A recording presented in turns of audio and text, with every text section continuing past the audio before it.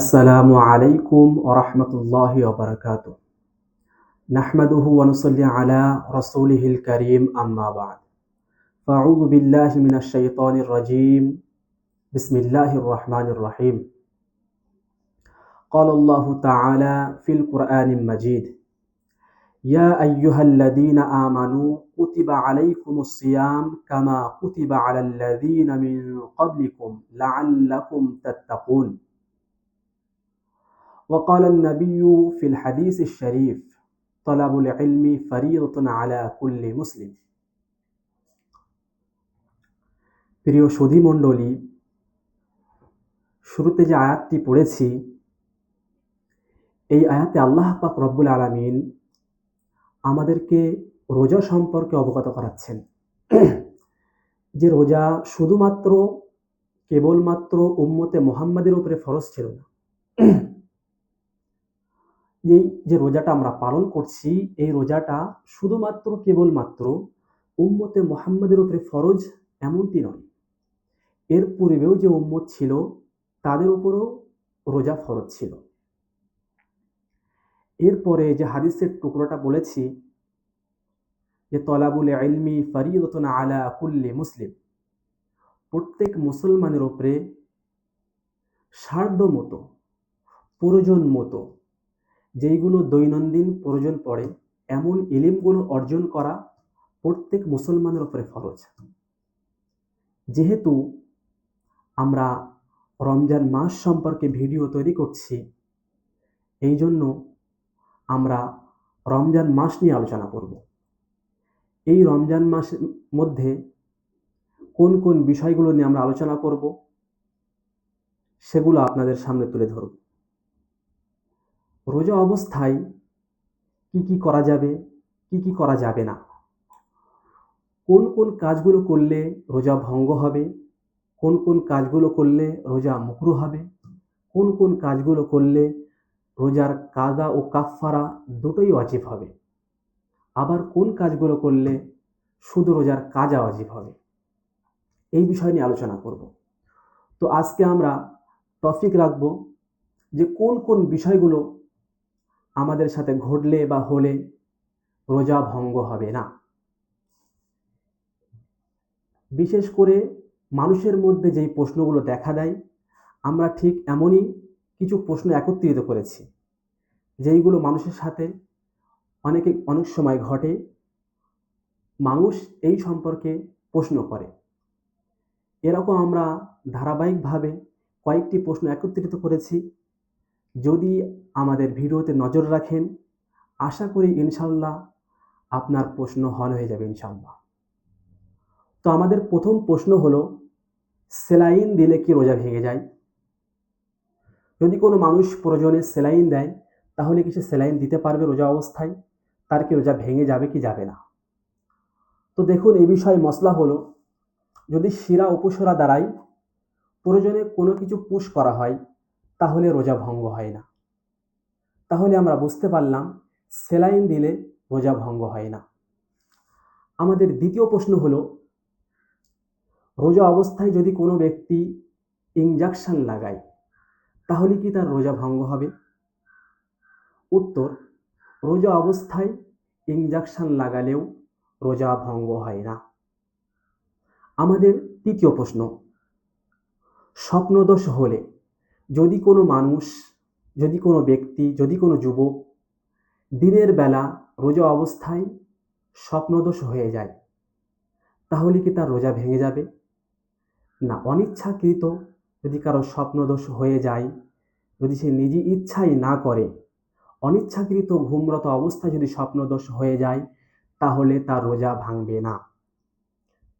চতুর্থ প্রশ্ন, কোনো মেয়েকে দেখার পরে যদি ইহতিলাম হয়ে যায়, বীর্যপাত হয়ে যায়, তাহলে কি রোজা ভঙ্গ হবে? জি, এই বিষয়ে মসলা হলো, যদি কোনো মেয়েকে দেখে মনের মধ্যে যদি কুচিন্তা আসে এবং সেই কারণে যদি বীর্যপাত হয়ে যায় তাহলেও রোজা ভঙ্গ হবে না। এর পরের প্রশ্ন, অনিচ্ছাকৃত বমি করলে কি রোজা ভেঙে যায়? দেখেন, এ বিষয়ে মসলা হলো, যদি অনিচ্ছাকৃত অল্প বমি হয় তাহলে রোজা ভাঙে না। যদি অনিচ্ছাকৃত মুখ ভরে বমি হয় তাহলে রোজা ভাঙে না।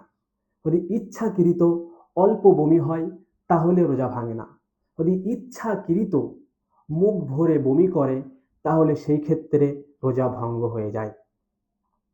এর পরের প্রশ্ন, নিজের লালা গিলে নিলে কি রোজা ভেঙে যায়? নিজের লালা গিলে নিলে রোজা ভঙ্গ হয় না। এর পরের প্রশ্ন, মেসওয়াক করলে কি রোজা ভেঙে যায়? দেখেন, এ বিষয়ে অনেকে মশলা বলেছেন যে যেটা আমতরভাবে দেখা যায় অনেক বক্তার মুখে, যে রোজাদারের মুখের দুর্গন্ধ আল্লাহর কাছে অনেক প্রিয়, এই জন্যে মেসওয়াক করার দরকার নেই। কিন্তু এই মশলাটা পুরোপুরি ভুল। মেসওয়াক আল্লাহ রসুল করেছেন, বুখারীতে এসছে। শুকনো মেসওয়াক করতে পারেন, ভেজে মেসওয়াক করতে পারেন, নিমের মেসওয়াক করতে পারেন। নিমের তিতা তিতা ভাব যদি গালে আসে তবুও রোজার কোনো ক্ষতি হবে না। নির্দ্বিধায় আপনি মেসওয়াক ব্যবহার করতে পারেন। থুতু গিলে নিলে কি রোজা ভেঙে যাবে? প্রশ্ন হলো কি, থুতু গিলে ফেললে কি রোজা ভেঙে যাবে? থুতু গিলে ফেললে রোজা ভঙ্গ হবে না। এরপরের প্রশ্ন, ভুল করে খাওয়া দাওয়া করলে কি রোজা ভেঙে যাবে?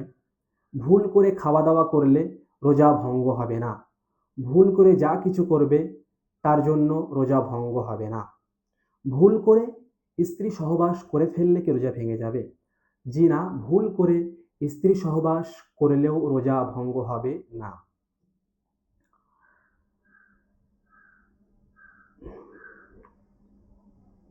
অনিচ্ছাকৃত, এর পরের প্রশ্ন যেটা হলো, অনিচ্ছাকৃত ধূপের ধোঁয়া বা কোনো ধোঁয়া যদি গালের মধ্যে চলে যায় তাহলে কি রোজা ভঙ্গ হবে? উত্তর হলো, অনিচ্ছাকৃত যদি কোনো ধোঁয়া গালের মধ্যে এমনকি পেটের মধ্যে যদি নিঃশ্বাসের সাথে চলে যায় তাহলেও রোজা ভঙ্গ হবে না, শর্ত অনিচ্ছাকৃত যদি হয়। ধুলোবালি মুখে গেলে কি রোজা ভেঙে যাবে? উত্তর হলো, ধুলোবালি মুখে গেলেও রোজা ভঙ্গ হবে না। গলা দিয়ে মাছি, মশা, ছোট ক্ষুদ্র প্রাণী যদি যায় তাহলে কি রোজা ভঙ্গ হবে? গলা দিয়ে যদি মাছি, মশা, ছোট প্রাণী, ক্ষুদ্র জাতীয় প্রাণী যদি গালের মধ্যে চলে যায়, পেটের মধ্যে চলে যায় তাহলে রোজা ভঙ্গ হবে না।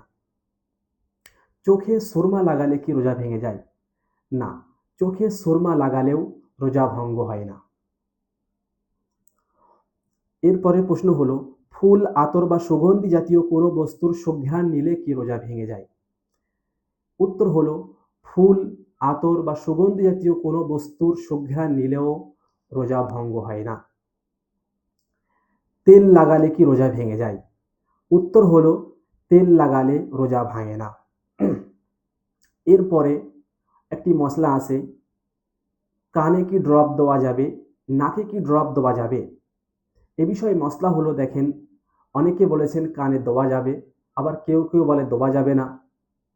এ বিষয়ে সব থেকে স্পষ্ট মশলা হলো, যদি কানের মধ্যে আপনি তেল লাগান আঙুলের মাথায় করে হালকা ফুলকা, যেটা কানের ভিতরে প্রবেশ করবে না এবং দিমাগে পেটের মধ্যে যাবে না, যেটা আমাদের হালকমে অনুভব হবে না, তাহলে এমন তেল আপনি লাগাতে পারেন। যদি আপনি কানে তেল দেন, সেই তেল যদি আপনার হালকমে অনুভব হয় এবং যদি পেটে চলে যায় তাহলে আপনার রোজা ভঙ্গ হবে। এ বিষয়ে খেয়াল রাখতে হবে। নাকে ড্রপ দিলে কি রোজা ভেঙে যাবে? যদি নাকে ড্রপ দেন, সেই ড্রপ যদি হালকমের সাথে পেটে চলে যায় হালকমের মধ্য দিয়ে, তাহলে আপনার রোজা ভঙ্গ হবে। তো আজকে আমরা এই বিষয়গুলো তুলে ধরলাম। এরপরে যদি আপনাদের কোনো বিষয় আসে সেগুলো আপনারা জানাবেন, অবশ্যই উত্তর দেওয়ার চেষ্টা করবে ইনশাআল্লাহ।